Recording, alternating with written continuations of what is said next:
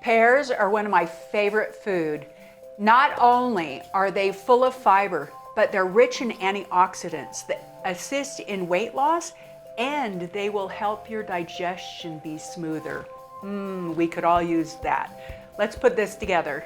So we're gonna take 4 pears and we're going to slice them up.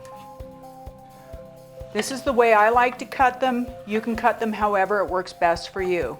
I thinly slice them like this, cut them again, and then toss them in the bowl. I continue this for all 4 of my pears. Get ready to add my secret ingredients.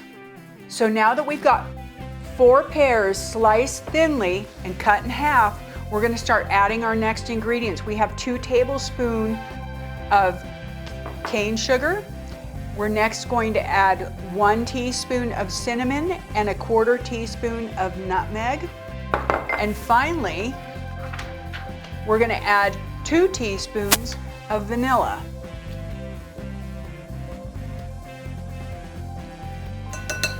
We're gonna mix this all together and get it ready to spread on our sheet. You have to mix it until you coat everything. Now that we have it mixed, we're ready to prepare our pan.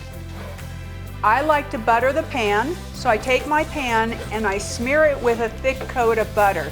This adds flavor and it keeps the pears from sticking during cooking. We're going to be cooking it at 350 for 10 minutes on one side, and then we're going to cook it for another 10 minutes on the other side. So we're going to flip them after 10 minutes. We prepared our pan.